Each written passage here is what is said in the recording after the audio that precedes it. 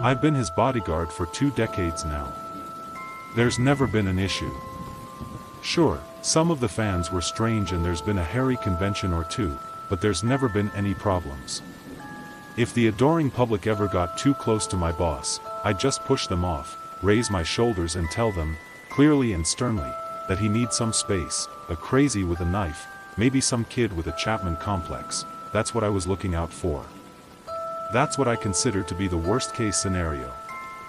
That's what I thought would be a credible threat. Little did I know that there's men like H. Willow out there. You don't know my boss's name, but you know his work. Back in the 90s he was involved in the creation of an intellectual property that took the world by storm. TV, movies, games, cards, merch, you're definitely familiar. Most of his public appearances are at conventions, but every once in a while, when a superfan writes in, he'll do a private meet and greet. Every time I ever went traveling with the boss, it was to meet sick fans, or maybe someone with a business proposal. Normal stuff.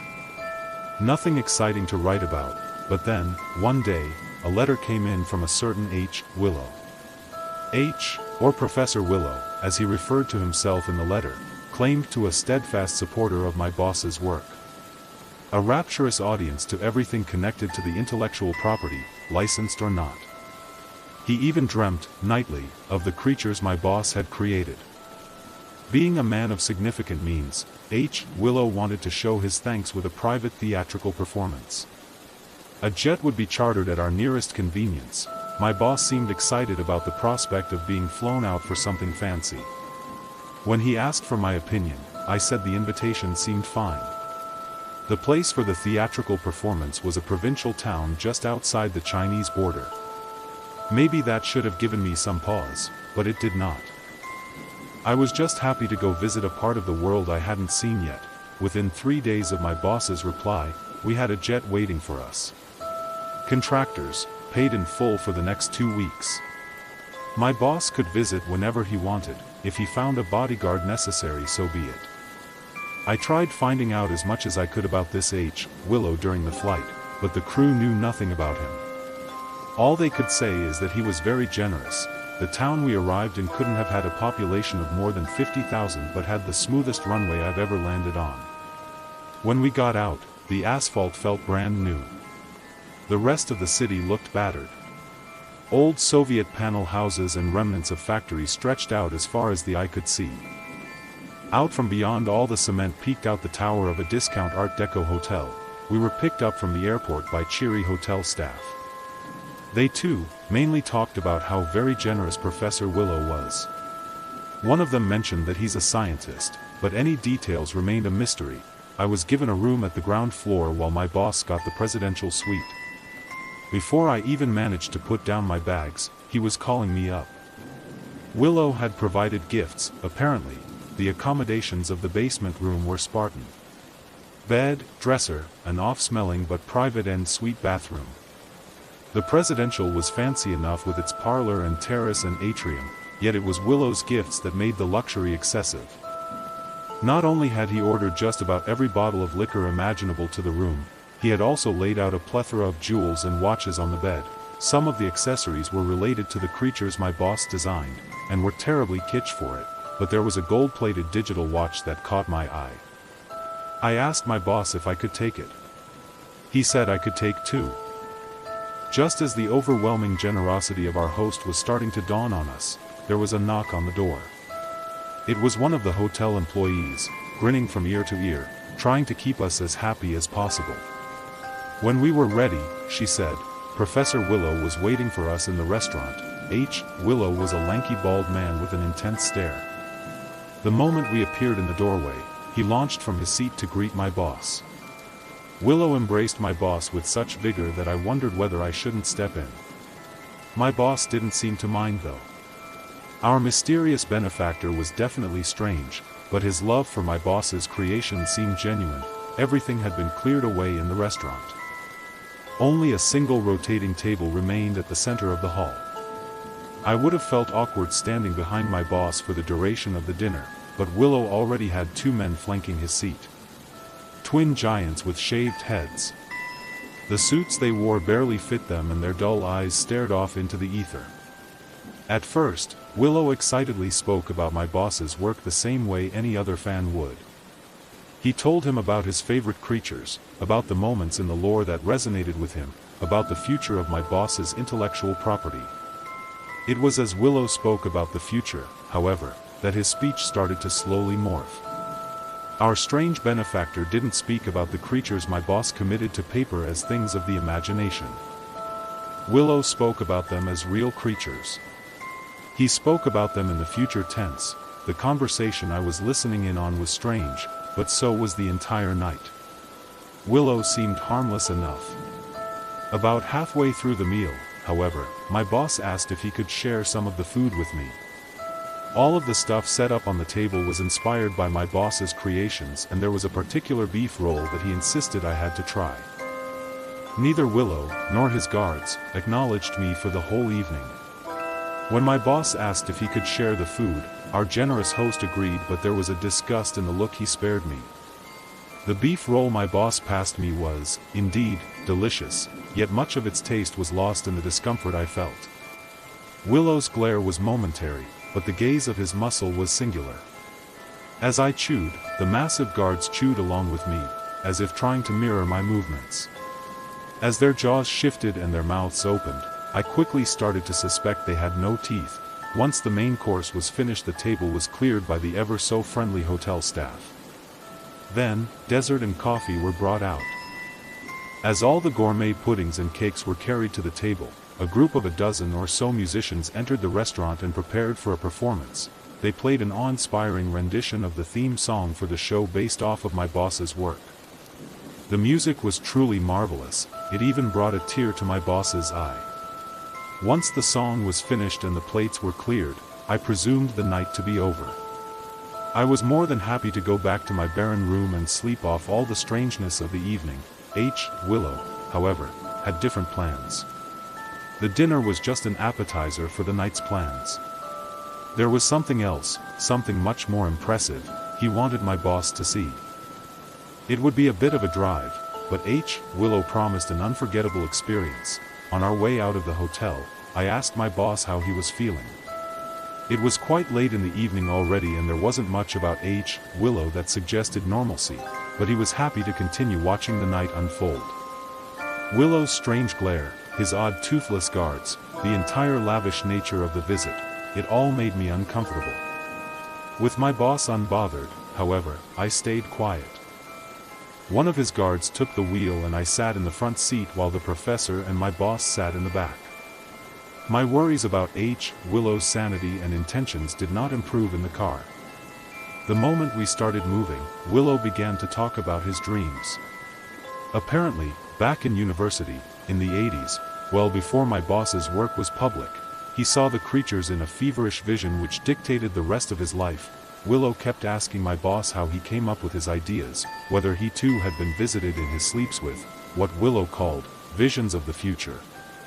The bald man's speech became more erratic with every word that came out of his mouth, but my boss kept his cool. When Willow demanded to know the source of his inspiration, my boss simply smiled and told him it was a trade secret. Willow was frustrated by the lack of shared dreams, but he took his frustration in stride. The moment my boss rebuffed him, the man started to speak of science. Willow had made his fortune in the field of biology. That is all I could gather from his talk. Very quickly the scientist's speech descended into academic babble which I couldn't comprehend. I don't know if my boss understood anything that Willow was saying, but if he didn't let it show. As Willow rambled about the intricacies of genetic modification, my boss simply smiled and nodded. The moon was high up in the sky and the flat land around us was painted in light. We drove through the featureless steppe for about 45 minutes when our destination started to rise on the horizon. Like a man-made boil in the midst of smooth nature, the thing rose from the ground, a domed city, Willowville, Willowtown. The professor was still working out the name, but he was certain of one thing: the city was the future. It is from this domed place that he would rule when the time came. It is here that people would be safe from the final century. The gate which led into the dome was staffed by 4 men with rifles that looked identical to the bodyguards Willow had brought to our dinner. With far-off looks they waved the car past the translucent glass and into the city. The rows of panel houses that lined the edges of the town didn't look any different than the ones we had seen around our hotel, yet the city differed in one unavoidable aspect. At its center stood a mammoth grassy hill, and at the top of the hill sat a structure of jagged metal which looked like some sort of a factory. Willow proudly pointed to the terrible building and claimed that it was his laboratory. The whole complex had been built inside of the hill. Anyone who was inside of it would be safe when the end came. Before we had a chance to inquire what end Willow was talking about, the car stopped. At the foot of the hill stood a dozen or so teenagers with a couple of Willow's bald-headed giants. The kids had ragged clothes and looked hungry, yet the moment we got out of the car they broke into song.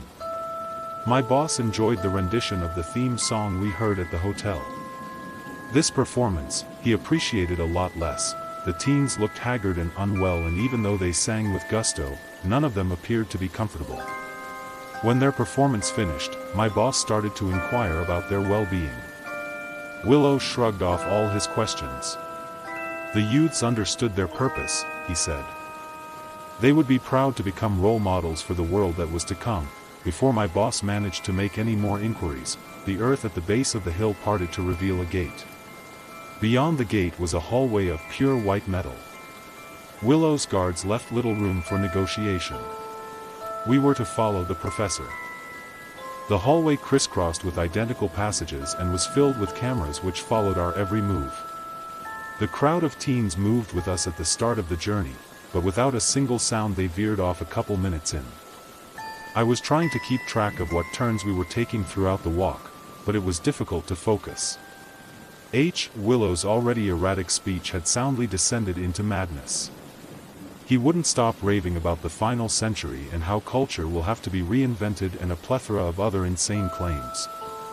Willow's madness was on full display, and it was beyond unnerving, but what made the situation so much worse were the moments where he would pause, smile at my boss and claim that he was just telling him things he already knew.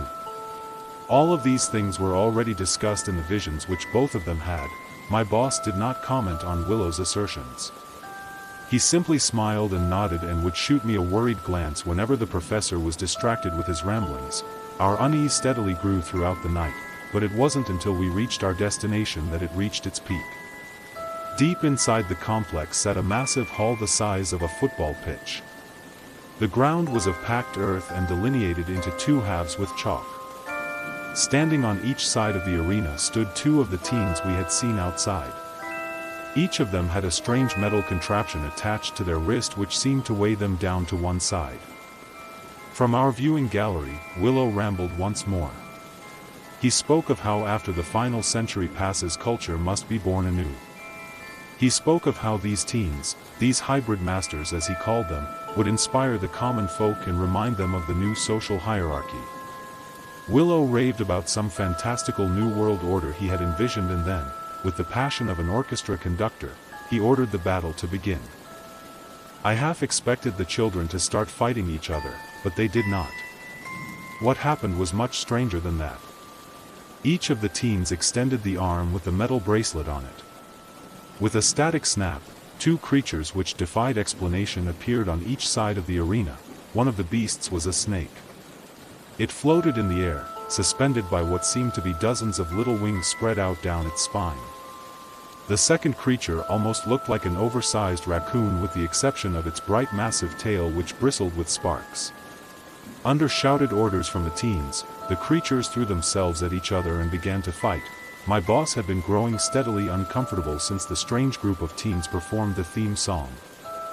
But seeing the unearthly beasts battle was the last straw. He got up and declared that he wanted to go home. Willow did not take this news well. As the horrid abominations of biology fought down in the arena, Willow kept asking my boss to repeat himself. His face was almost childlike in his confusion. When the man, finally, understood that my boss wanted to leave, he had but a single question: Why, surely, he could not be leaving in offense. This was exactly what the visions dictated. The scene playing out in the arena was a pure manifestation of my boss's life work. They had both had the same visions. They both knew they were witnessing a cosmic good. Surely, my boss didn't think H. Willow was a madman. With every word the professor said, his voice turned colder. What was once an expression of genuine confusion slowly morphed into the petulant scowl of a child who's been told no. I tried stepping in, but with a rough shove, one of Willow's giants put me back in my seat. My boss's voice shook as he spoke, but he delivered his message clearly. He did not think Willow was mad. What he saw did, indeed, please him. He found the professor to be a most generous host. The reason why he wanted to leave was because he just had a vision himself. He felt inspired. He needed to go back to his hotel room to collect his sketchpad and commit the dictate to paper. Surely, someone who had the exact same visions would understand. The moment my boss invoked the visions, Willow's demeanor changed. He ordered the teens below to retract their hybrids. In flashes of static, the ungodly creatures disappeared and we were allowed to leave. When the escort took us down the hallways, the professor kept urging the giants to move quickly. Inspiration was not to be kept waiting. As we got out of the hill complex, Willow tried getting into the car with us, but my boss barred him. He had to work alone, he claimed. It would only be a couple of hours. Willow could come and visit at the hotel for lunch if he wanted to see what the visions brought. Willow seemed deaf to the timing of his next visit, but he finally relented. We were sat in the car and driven back to the hotel by one of the giants. The drive was much shorter this time around. There was little life in our driver's eyes, but he kept his foot on the pedal. The guard we were assigned didn't seem to be fully capable of understanding complex sentences, but me and the boss stayed quiet for the whole ride. It wasn't until we got up to the hotel room that we felt safe talking. He wanted out. Immediately.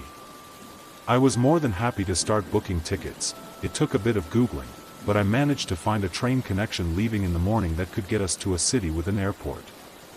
By sunset, we would a continent away from Willow and his insane breed of science.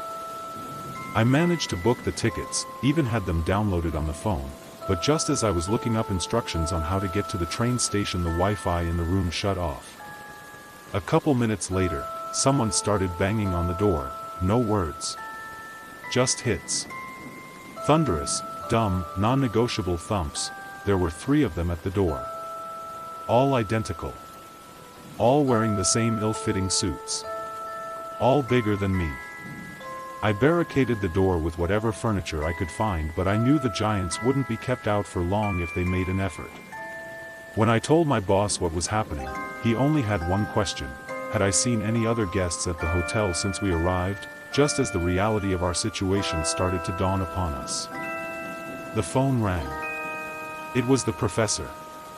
Unsurprisingly, Willow had no interest in talking to me. He only had words for my superior. The professor pleaded with my boss to come back, to see what other plans he had brewing, what other aspects of their shared vision had been brought to life. Even as Willow raved into the phone, his giants kept beating on our door. My boss tried excusing himself diplomatically, but Willow wasn't one to be rebuffed. When the wood of the door started to crack, I grabbed the phone and spoke to Willow myself. I told him, in no uncertain terms, that my boss did not wish to speak to him. He was making him uncomfortable, and if he truly enjoys his work, the most respectful thing to do would be to leave him alone. The speech has worked on dozens of obsessive fans and stalkers, but I suspect much of it has to do with my physical presence. Through the phone and with 3 of his men bearing down our door, I did not expect Willow to relent his mania. When I finished my speech, the other end of the line was quiet. Then, in a wounded voice, Willow demanded I pass the phone back to my boss. With the giants now pushing up against the barricaded furniture, I followed the professor's instructions. All he asked was whether what I said was true. When my boss confirmed that Willow was, indeed, making him uncomfortable, the professor hung up. Not long after, the banging against the furniture stopped. The giants had almost made their way past the barricade, but they left without a word. Neither of us slept that night. No giants came, the phone didn't ring, not even the cheery hotel staff came up to check on us. The rest of the night went by peacefully. The train to the nearest airport was at 8.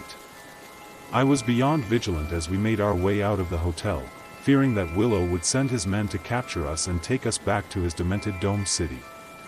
But he didn't. Our taxi driver to the train station had all of his hair and most of his teeth. He even seemed intent on chatting using the little English that he knew to chat with us. The people at the station were just as unremarkable. We boarded without incident. It wasn't until the train started moving that I breathed a sigh of relief. With every passing moment, we were further and further away from Willow's insanity. I considered us safe. I considered the whole affair over. Not 15 minutes after we left the station, however, the train came to a screeching halt. A familiar trio approached our seats. The giants no longer wore their ill-fitting suits. They were dressed in riot gear with rifles slung across their shoulders. Willow wore what could only be described as a regal lab coat. Before I had a chance to even fully come to terms with the intrusion, I was yanked out of my seat. The giants did not speak, but their rifles were clear. I was not to move. Calmly, as if he weren't holding us at gunpoint, Willow sat down next to my boss and started to speak. His voice was soft, pleading even. He spoke of the coming end of the world, how the final century was more certain by the day. It may be months, it may be years, it may be a decade or two, but the world we knew would come to an end. He told my boss that if he stayed, if he went back to that domed city, he would be spared the horrors that were to come, yet it was not mere survival that Willow promised. My boss would live like a king. Like a god among men. He would rule side by side with the professor and would finally get the respect he deserved. My boss didn't manage any words. Willow's stare, the giants, the guns, it was all too much for him. All my boss managed to do was shake his head. I feared that Willow would turn violent, that he would have us both shot on the spot, but he didn't. Instead, his shoulders slumped, the fire went out of his eyes, and he told my boss he was sorry to hear his reply.